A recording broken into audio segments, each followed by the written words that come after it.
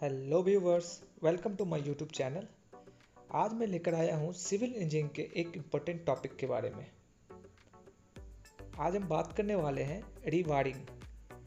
Rewiring क्या होता है वो पहले समझते हैं। रिवायरिंग बेसिकली आप एज यू नो कि हमारे साइट पे जो स्टील आती है वो हमारी जो रिक्वायरमेंट होती है, जो हाई राइज बिल्डिंग के लिए या मल्टी स्टोरी बिल्डिंग के लिए जो हमारी रिक्वायरमेंट होती है वो अगर एक सिंगल रेनफोर्समेंट की बात करें तो वो 12 मीटर के आसपास की आती है, जो कि सफिशिएंट नहीं है मल्टी स्टोरी बिल्डिंग के लिए। तो हम लोग उसको क्या करते हैं, रिवायरिंग करते हैं स्टेप बाय स्टेप में। अब रिवायरिंग कौन सा वेस्ट है? अब रिवायरिंग क्या है, 3 वेज में हम लोग कर सकते हैं। एक तो क्या है, लैपिंग। देख लें, जैसे आप पिक्चर में आप देख रहे हैं, यहाँ लैपिंग किया गया है, 2 स्टील रेनफोर्समेंट को लैपिंग किया गया और उसको फिर क्या किया गया, कंटिन्यू किया गया है। एक है कपलिंग, जो यहाँ पर आपको एक दिख रहा है, कपल के थ्रू उसको क्या किया गया, कनेक्ट किया गया है। और third one is welding. Welding के थ्रू 2 रेनफोर्समेंट को क्या किया गया, वेल्ड किया गया है। तो आज जानेंगे कि विच इज वेस्ट, इसमें से कौन सा वेस्ट है। वे तो तीनों है बट कौन सा वेस्ट है उसको समझते हैं। तो सबसे पहले समझते हैं, let's first we know why splicing lapping is required.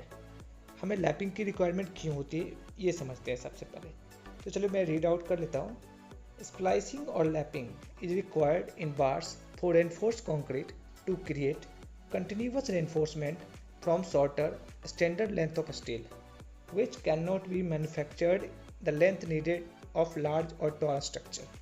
जैसा कि हम लोग जानते हैं कि हमारी जो एक फ्लोर होती है वो तकरीबन 3 मीटर के आसपास की होती है। अगर हम मल्टी स्टोरी बिल्डिंग बना रहे हैं, चाहे वो 10th फ्लोर का हो, 12th फ्लोर का हो, 5 फ्लोर का हो, तो हमें रिक्वायरमेंट कितनी होगी? अगर 3 मीटर की अगर एक फ्लोर होती है, अगर 5 कर लेते हैं तो 15 मीटर की, अगर 10 लेते हैं तो 30 मीटर की। हमें ये अगर देखा जाए तो हमें जो रेनफोर्समेंट की रिक्वायरमेंट होगी वो 30 मीटर के आसपास की होगी। बट हमारे जो इंडस्ट्री में जो मैन्युफैक्चरिंग हो रहा है स्टील का, वो मैन्युफैक्चरिंग कितने मीटर का हो रहा है? वो मैक्सिमम जो हो रहा है वो 12 मीटर का हो रहा है। 12 मीटर की ही अभी क्या है, हमारे पास जो सप्लाई हो रही है वो 12 मीटर की ही हो रही है। उसके बहुत सारे रीज़न है, क्योंकि अगर हम बिल्कुल ही 12 मीटर से ज़्यादा लेते हैं या 15 मीटर, 20 मीटर, 25 मीटर लेते हैं, तो एक तो क्या होगा, मैन्युफैक्चरिंग में इशू आएगा। दूसरा क्या होगा, ट्रांसपोर्टेशन में इशू आएगा। और तीसरा, जब हम साइट पे इंस्टॉल करेंगे, जब हम फिक्स करेंगे, तो भी हम एक बार में 30 मीटर, 40 मीटर, 60 मीटर की बार को हम लोग इरेक्ट नहीं कर सकते, इंस्टॉल नहीं कर सकते। तो इसके लिए क्या, भी स्टैंडर्ड हमारे यहाँ जो एनफोर्समेंट चल रहा है वो 12 मीटर का चल रहा है कंस्ट्रक्शन फील्ड में। तो इसके लिए हमें क्या देखा जाता है कि 12 मीटर के बाद हमें क्या करना पड़ता है, फिर से दूसरे 12 मीटर की जो पीस आती है, जो रेनफोर्समेंट आएगी, उसको हम लोग क्या करेंगे, बाई लैपिंग के थ्रू उसको हम लोग क्या करेंगे, कंटिन्यू करेंगे फर्दर फॉर द रिक्वायरमेंट। फिर हमें अगर रिक्वायरमेंट होगी तो फिर हम लोग लैपिंग करेंगे और उसको क्या करेंगे, और कंटिन्यू करेंगे फर्दर तक। तो देखिए, समझते हैं स्टैंडर्ड बार लेंथ जो है, steel bars are produced in standard length that is 12 metre that often exceed the required length for a structural component necessitating a connection. अब क्या है कि जो भी स्ट्रक्चरल कंपोनेंट में हमें रेनफोर्समेंट की रिक्वायरमेंट होती है, ठीक है, और उसकी कंटिन्यूटी को मतलब रखने के लिए, और क्या कहते हैं कि हमें फर्दर आगे multi storey multi floor building बनाने के लिए हमें क्या करना पड़ता है कि रेनफोर्समेंट को लैप करना पड़ता है। अब देखिए, समझते हैं कि जो स्प्लाइसिंग है, रिवार है, लैपिंग है, उसके कितने तरीके हैं। उसके बेसिकली 3 वेज हैं अभी जो हम लोग साइट पे यूज कर रहे हैं। तो वो क्या है, ओवरलैपिंग, यहाँ पर आपको दिख रहा है, एक दूसरे के ऊपर हम लोग क्या करते हैं, ओवरलैप करते हैं। एक क्या है, वेल्डिंग, जो यहाँ पर आपको दिख रहा है। इसमें क्या होता है, एक रेनफोर्समेंट और 2 रेनफोर्समेंट के एंड को क्या करते हैं, वेल्ड कर देते हैं। Third one is coupler, mechanical coupler. तो अब यहाँ दिख रहे होंगे आप कि एक एंड और 2 एंड में, इसमें क्या होता है, थ्रेड किया जाता है। इसमें भी थ्रेड किया जाता है और बीच में क्या करते हैं हम लोग, कपलर को थ्रेड में क्या करते हैं, टाइट कर देते हैं। तो ये मैंने आपको बताया कि 3 वेज में हम लोग स्प्लाइसिंग, रिवायरिंग और लैपिंग कर सकते हैं। चलिए अब समझते हैं एक एक करके कि ओवरलैपिंग क्या है, लैपिंग क्या है, लैपिंग कहाँ यूज होता है, किसके लिए बेस्ट है, वो समझते हैं। Best for general construction, smaller diameter bar and low load application. जहाँ पर भी जिस स्ट्रक्चर पर भी लोड आ रहा है, मतलब लोड जो है बिल्कुल ही कम है, या वहाँ पर जो रेनफोर्समेंट यूज हो रहा है वो उसकी डाया जो है वो कम है, जैसे मान लेते हैं अगर 10 mm 12 mm 16 mm का यूज हो रहा है, तो हम लोग वहाँ पर, या जनरल कोई कंस्ट्रक्शन चल रहा है, तो वहाँ पर हम लोग लैपिंग को रिकमेंड करते हैं, लैपिंग को प्रीफर करते हैं। एडवांटेज क्या है इसका? सिंपल है, कॉस्ट इफेक्टिव है and requires no special equipment. अगर आपको लैप करना है तो आपको कुछ ज़्यादा इसमें स्किल की रिक्वायरमेंट नहीं होती है।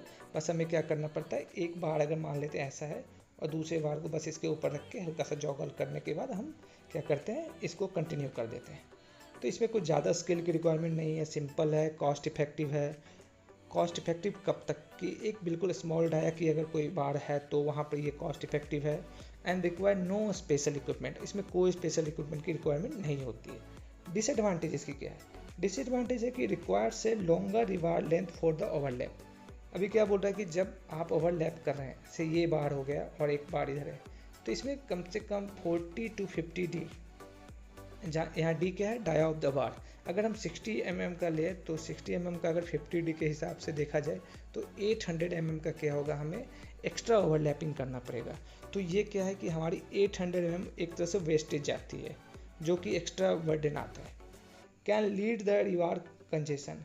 अगर मान लेते हैं कि कोई एक कॉलम है या बीम है, अगर वहाँ पर हमें लैपिंग करनी है तो पहले से हमारी अगर 5 6 कोई भी बार हो सकती है, नंबर्स, या 4 ही है, अगर उसमें फिर से हम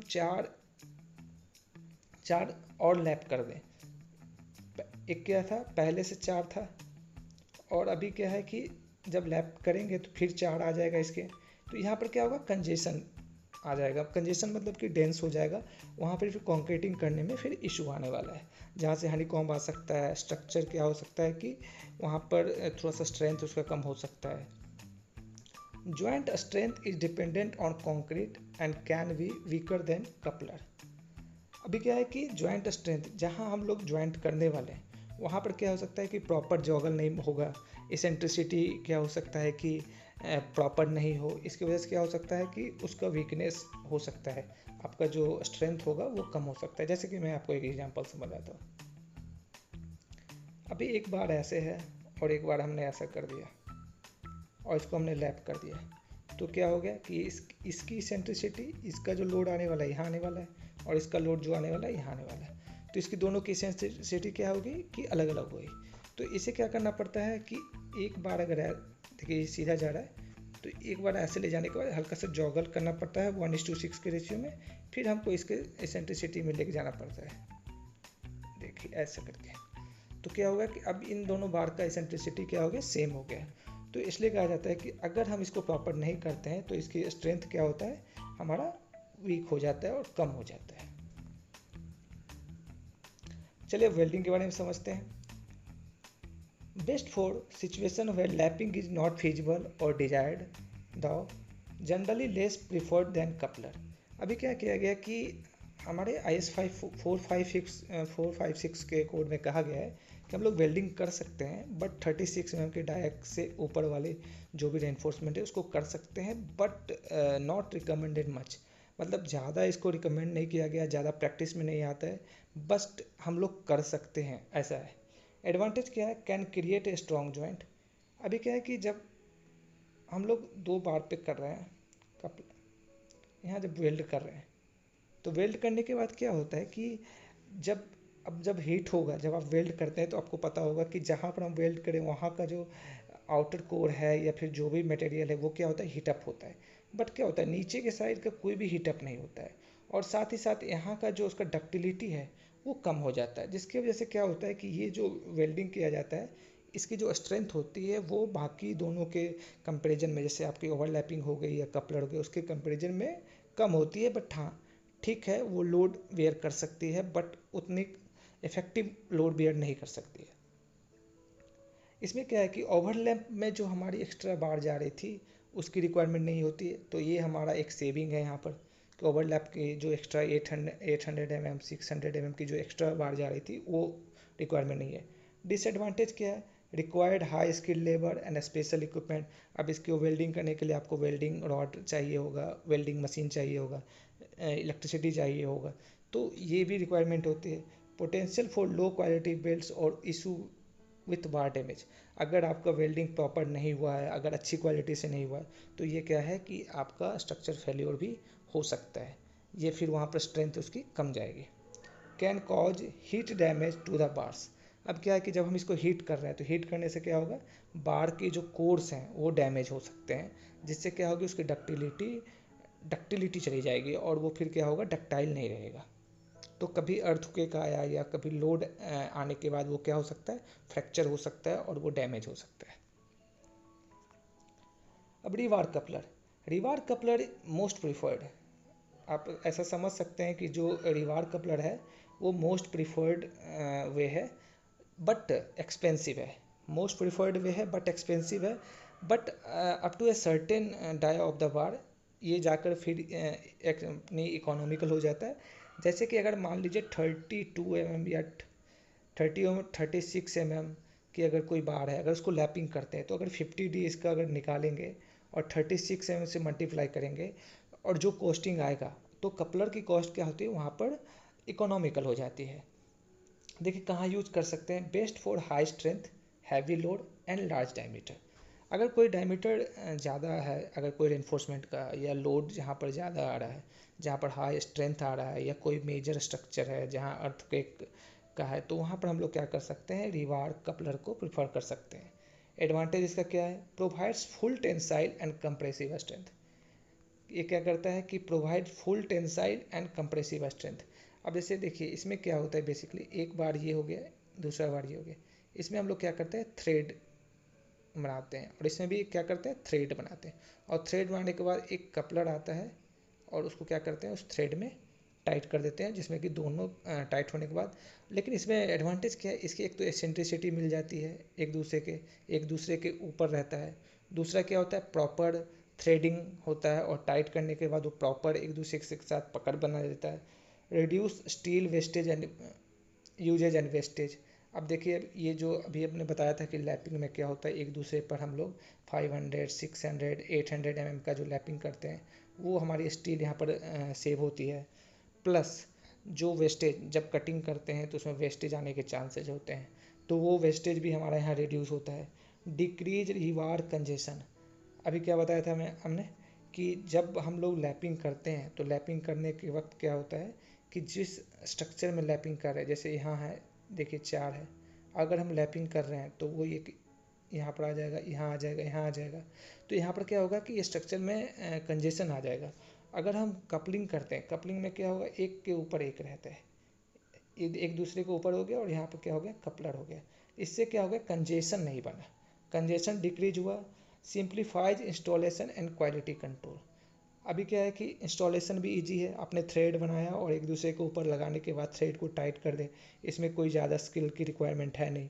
क्वालिटी कंट्रोल भी हो गया, हमारी सेंट्रिसिटी मैच हो गई, हमने ना वेल्डिंग को देखा कि वेल्डिंग अच्छी क्वालिटी की हुई है या नहीं हुई है, हमने ये भी नहीं देखा कि सेंट्रिसिटी मैच हो रही है कि नहीं हो रही है, क्योंकि जब हम लोग ने कपलिंग कर दिया तो वो सेंट्रिसिटी भी मैच हो गई, प्रॉपर टाइट भी हो चुका है, तो क्वालिटी कंट्रोल वाइज भी वो क्या है, सही है।